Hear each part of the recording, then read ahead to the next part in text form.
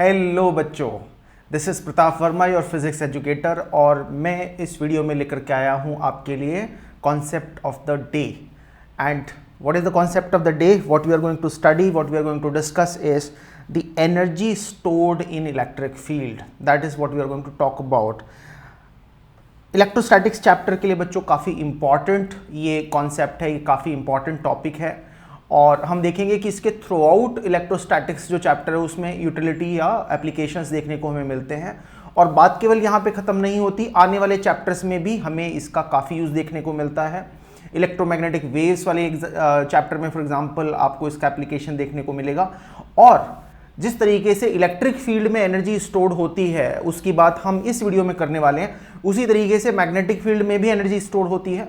And similar ideas are then discussed in magnetic effect of current and other chapters, right.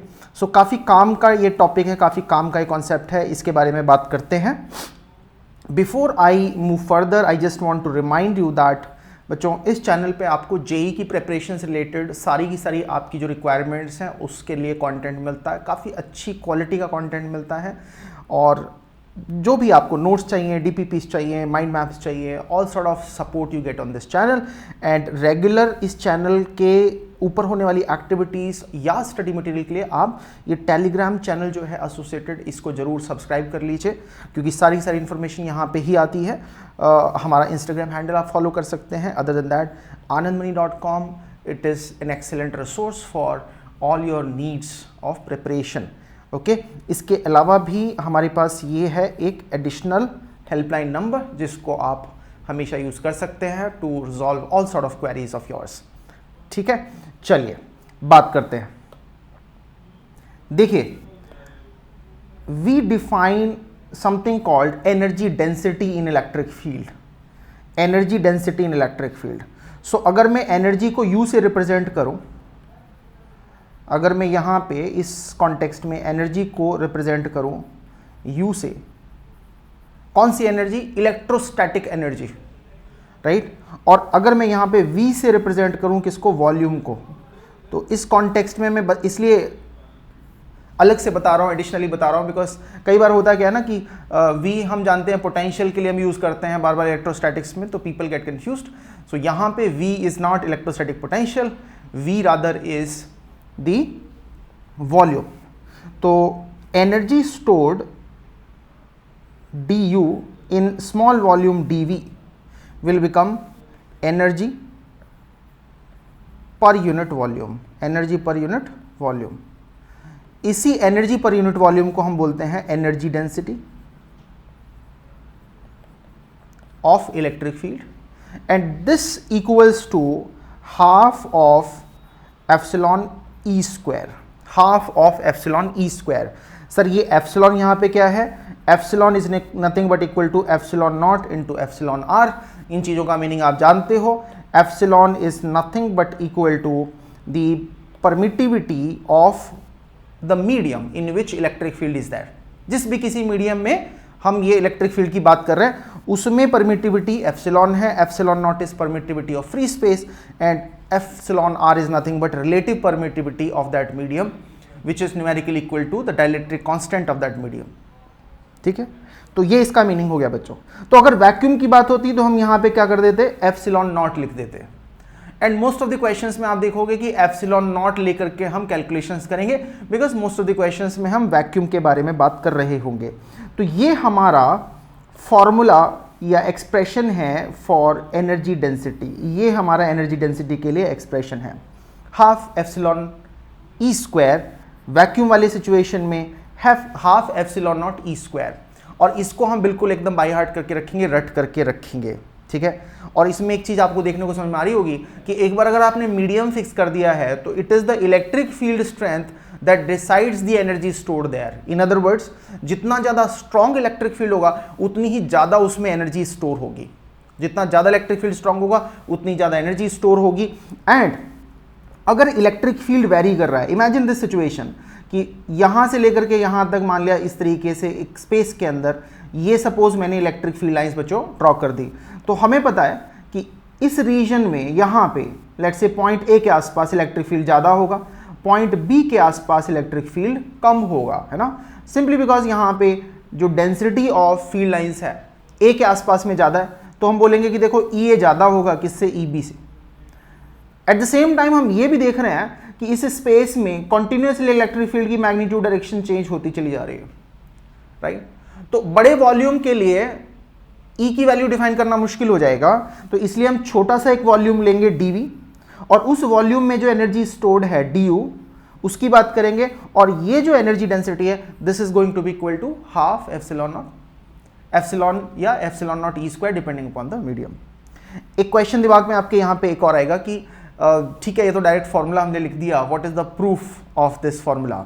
Well, at this standard हम लोग करते क्या है, हम इस फॉर्मूले का वेरिफिकेशन करते हैं, हम इसको डिराइव नहीं करते, राइट। हायर स्टैंडर्ड्स में फिजिक्स में हम डेरिवेशन की बात करते हैं, लेकिन इस स्टैंडर्ड पे हम बात करते हैं कि वेरीफाई करके देख लेते हैं अलग अलग सिचुएशन में वैलिड है कि नहीं है, वैलिड है तो ठीक है, ठीक है, एंड प्रूफ के बारे में बात नहीं होती, ओके।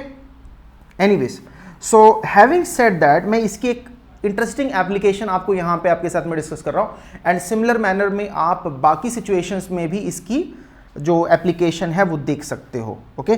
तो I am going to talk about a spherical shell. Imagine this situation कि हमारे पास में एक स्फेरिकल शेल है, और इस शेल का मान लेते हैं जो रेडियस है वो कैपिटल आर है बच्चों, और इसके ऊपर चार्ज क्यू यूनिफॉर्मली डिस्ट्रीब्यूटेड है।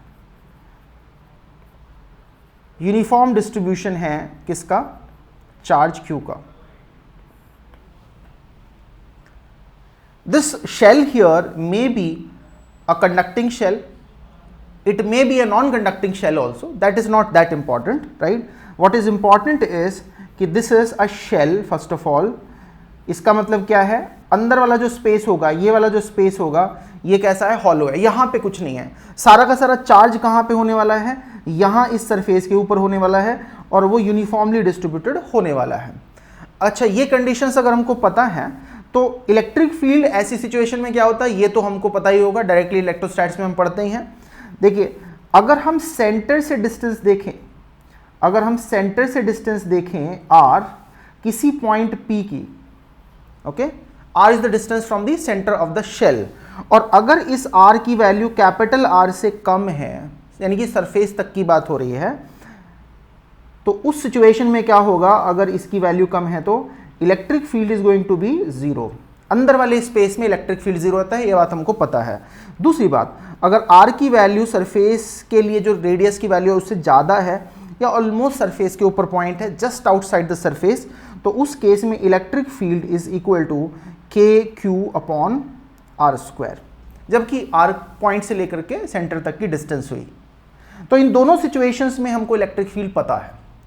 अच्छा, अगर ये हमको पता है बच्चों, तो इसका मतलब क्या हुआ, du बाई डी वी, यानी कि एनर्जी डेंसिटी इनसाइड जब r is less than r, that value is going to be half epsilon not E square, यानी कि basically zero, isn't it. Because ये वाला जो स्पेस था, इस स्पेस के अंदर इलेक्ट्रिक फील्ड नहीं था, इलेक्ट्रिक फील्ड नहीं था, तो यहाँ पे एनर्जी डेंसिटी या energy stored in the electric field भी क्या हो जाएगी, जीरो हो जाएगी। एंड अनलेस टोल्ड अदरवाइज, जब तक हमें अलग से बताया नहीं जाता कि भाई किसी और मीडियम की हम बात करें, तो हम यहाँ पे वैक्यूम को लेकर के ही बात कर रहे होंगे, ये हम मान करके चलेंगे, ठीक है। सो वैक्यूम का केस है, इसलिए मैंने एप्सिलॉन नॉट लेकर के कैलकुलेशंस कर दी।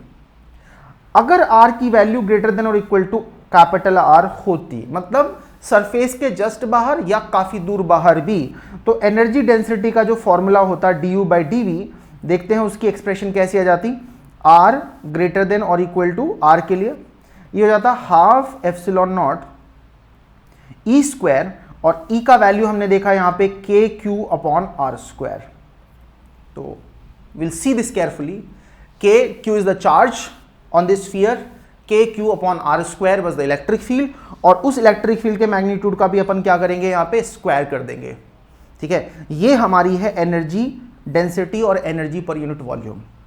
तो अभी तक बच्चों मैंने केवल एक डिस्टेंस पे एनर्जी पर यूनिट वॉल्यूम या एनर्जी डेंसिटी का एक्सप्रेशन लिखा हुआ है, मैं इस एक्सप्रेशन को यूज करके, मैं इस एनर्जी डेंसिटी के एक्सप्रेशन को यूज करके करना क्या चाहता हूं, मैं चाहता हूं कि स्फीयर के अराउंड जो total electrostatic potential energy stored है, या इस स्फीयर की जो टोटल सेल्फ एनर्जी है, राइट, मैं उसको कैलकुलेट करना चाहता हूं। और उस कैलकुलेशन के लिए अपन ये सिंपल सी ट्रिक यूज करेंगे कि ठीक है, देखो ये हो गया अपना sphere of radius capital R, और उसके बाद हम लोग क्या कर रहे हैं, हम एक शेल बनाएंगे,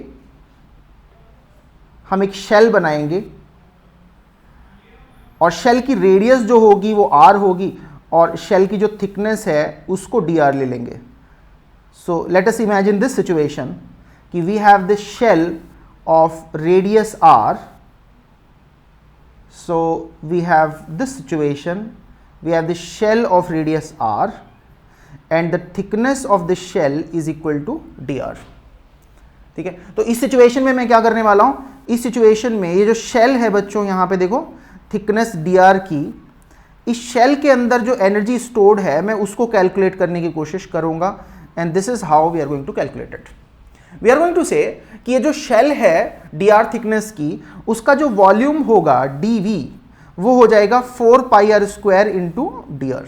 4πr² उसका सरफेस एरिया हो गया, dr उसकी थिकनेस हो गई, तो ये वैल्यू हो गया इसका वॉल्यूम। और यहां पे एनर्जी डेंसिटी du/dv तो हम लोग ऑलरेडी कैलकुलेट कर चुके हैं, 12 epsilon naught kq/r² raise to the power 2।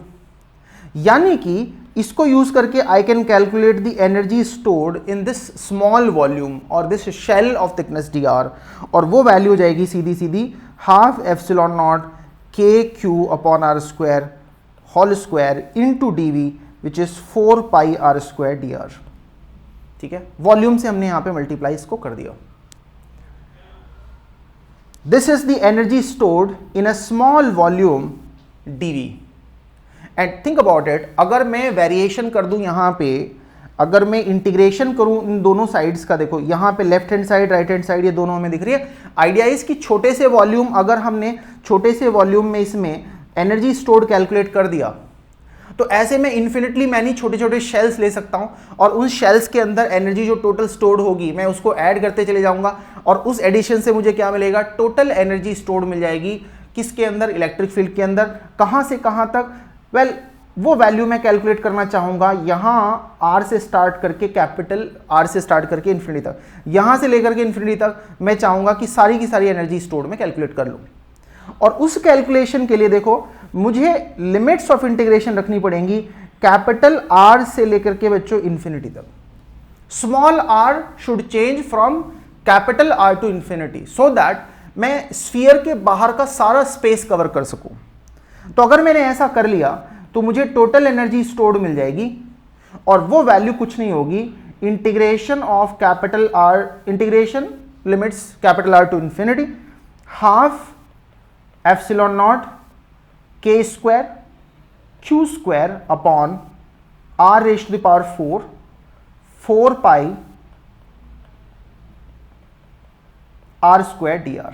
तो ये हमारे पास में इंटीग्रेशन आ जाता है, और बहुत सिंपल सा इंटीग्रेशन है, कोई बड़ी बात नहीं है, कुछ कुछ सिंप्लीफाई करेंगे, ठीक है, R की लिमिट्स रखेंगे, बड़े आसानी से ये इंटीग्रेशन हो जाएगा। क्योंकि देखो ये कांस्टेंट है, ये कांस्टेंट है, ये कांस्टेंट है, तो केवल R के टर्म्स में इंटीग्रेशन होना है। When you do the entire integration, this is what you get guys, this is what you get half of k capital Q² upon R, this is what you get. ठीक है, जहां पे k is nothing but equal to 1/4 epsilon not, electrostatic constant है, k is nothing but 1/4 epsilon not, जिसकी value होती है 9 × 10⁹ SI system के अंदर। kq², q was the total charge upon r was the radius of the sphere। और मजे की बात क्या है, इंटरेस्टिंग बात यहां पे एक और मैं आपको बता दूं कि ये जो एक्सप्रेशन हमने यहां पे बनाया, ये जो एक्सप्रेशन हमने बनाया, सेम एक्सप्रेशन को हम सेल्फ एनर्जी जब कैलकुलेट करते हैं using the definition of electrostatic potential energy, integration and everything, same expression को हम उस तरीके से भी अचीव कर सकते हैं। ठीक है, so this is how we are able to see for ourselves कि देखो electrostatic potential energy electric field में स्टोर होती है, energy density half epsilon not E square होती है। इसको एटलीस्ट हम यहाँ पे वेरीफाई कर सकते हैं। बड़ा इंपॉर्टेंट कॉन्सेप्ट है। होपफुली ये डिस्कशन आपको अच्छा लगा हुआ होगा। एंड फिर से मैं आपको याद दिला दे रहा हूँ कि यहाँ पे कोई भी क्वेरी के लिए, किसी भी क्वेश्चन के लिए, डाउट के लिए आप इस हेल्पलाइन नंबर पे कांटेक्ट कर सकते हो। अगर हमारे चैनल से रिलेटेड, हमारी टीम से रिलेटेड, स्टडी मटेरियल से रिलेटेड कोई भी आपकी क्वेरी है, you can use this number. And video को लाइक कर दीजिए if you like the content, share कर दीजिए अपने दोस्तों के साथ में, subscribe the channel so that you get all sort of good content on this channel. Bell notification के लिए जो बेल आइकन है उसको प्रेस जरूर कर दीजिएगा ताकि आपको टाइमली नोटिफिकेशंस मिल सके। ऐसी ही और वीडियोस लेकर के हम आपके पास आते रहेंगे। Keep watching. Thank you.